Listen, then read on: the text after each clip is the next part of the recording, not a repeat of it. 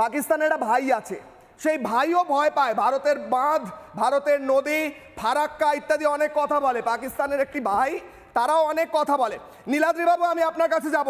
পাকিস্তানে জল খোলা হয়েছে, এইটা নিয়ে এক পক্ষ বলছে যে এটা তো উচিত না, অনেক মানুষ জল পাবে না ইত্যাদি। অনেক মানুষ জলে ভেসে যেতে পারে। আমার কথা হচ্ছে, পাকিস্তান যদি ভারতের মানুষকে মারে, আমার কথা হচ্ছে দাদা, পাকিস্তান যদি ভারতের হিন্দুদের বেছে বেছে সন্ত্রাসবাদী পাঠিয়ে প্যান্ট খুলে খুলে দেখে বলে তো এদেরকে যে হিন্দু তাকে মারো, বাকিরা চলে যাও, তাহলে ভারত নিজের নদী নিয়ে, নিজের জল নিয়ে কি করবে সেটা পাকিস্তান বলে দেবে। বলুন।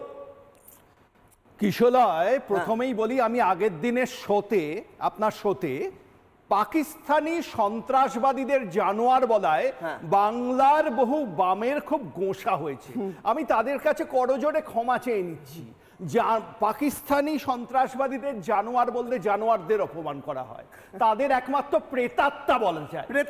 প্রেতাত্মাদের দেশ পাকিস্তান, আর প্রেতাত্মাদের দেশ বলেই সেখানে একজন দায়িত্বশীল মন্ত্রী বলতে পারেন যে 130টা নিউক্লিয়ার অস্ত্র ভারতের দিক জন্য। নিউক্লিয়ার বানান জানে, নিউক্লিয়ার বানান জানুন না জানুন, তাদের চিন্তাধারা ভাবুন, দেশের মন্ত্রিত্বে কাকে বসিয়েছে ভাবুন।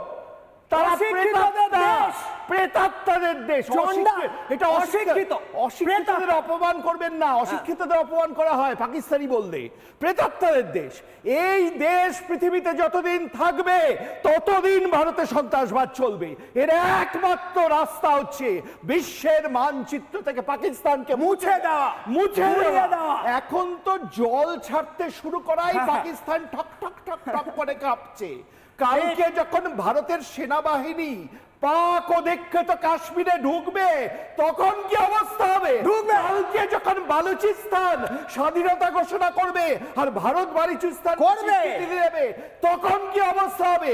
কাল যখন জল বন্ধ করে দেবে ভারত আর পাকিস্তান জলের অভাবে শুকিয়ে মরবে, সাধারণ মানুষ এইসব প্রেতাত্মাদের বিরুদ্ধে বিদ্রোহ করবে, তখন কি অবস্থা হবে? ভবিষ্যতের কথা ভাবুন। এই প্রেতাত্মারা পাকিস্তান চালাচ্ছে, এদের থেকে সমস্ত বিশ্বকে মুক্ত করার দায়িত্ব ভারতবর্ষের। কারণ পাকিস্তান হচ্ছে সন্ত্রাসবাদের আঁতুড়ঘর।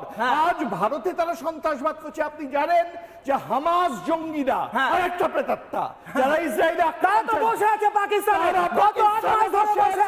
এটা প্রেতাত্মাদের মহাবিদ্যালয় রয়েছে। ইসরায়েল যেভাবে হামাসকে ধুলোয় মিশিয়ে দিয়েছে, হামাস বলছে এসো আমার সাথে সন্ধি করো, 5 বছরের সন্ধি করো।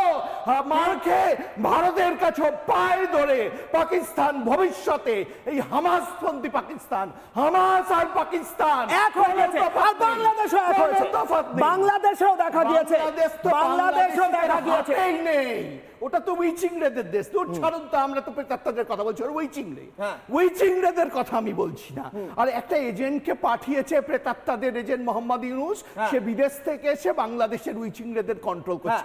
ওদের ছেড়ে দিন, কিন্তু এই হামাসের সঙ্গী যে পাকিস্তান, তারা বিশ্বে সন্ত্রাসবাদের আঁতুড়ঘর। ঠিক এই কারণে বিশ্বের অধিকাংশ ইসলামিক দেশ ভারতের পাশে এসে দাঁড়িয়েছে এই সন্ত্রাসবাদের বিরুদ্ধে লড়াইয়ে। ঠিক এই কারণে চীন, এফবিআই বলেছে ভারতের পাশে, প্রত্যেকটা জায়গা চীন ভারতের পাশে, সৌদি আরব ভারতের পাশে। সেইখানে দাঁড়িয়ে প্রেতাত্মা মুক্ত পৃথিবী গড়তে পাকিস্তানকে বিশ্বের মানচিত্র থেকে মুছে দিতে হবে। তাতে যদি বাংলার বামেরা খুব দুঃখ পান, আমি আগে থেকে ক্ষমা চেয়ে রাখছি, প্লিজ ক্ষমা করবেন। এই প্রেতাত্মাদের অনুগামী যদি আপনারা হন, পাকিস্তানকে প্রেতাত্মা বানায়, বামেদের হৃদয়ে যদি রক্তক্ষরণ হয়, আরো কিছু করে দেবেন, আরো কিছু সোশ্যাল মিডিয়ায় খুব কষ্ট হয়েছে। তো শূন্য হারাবার খুব কষ্ট হয়েছে, শূন্যে আছে, আর ভবিষ্যতেও শূন্যে থাকবেন। আরো নানা ধরনের কন্টেন্ট দেখার জন্য লাইক করুন, শেয়ার করুন আমাদের ফেসবুক পেজ, সাবস্ক্রাইব করুন আমাদের ইউটিউব চ্যানেল। পাশাপাশি অন্যান্য ব্রেকিং নিউজের জন্য অবশ্যই চোখ রাখুন রিপাবলিক বাংলায়।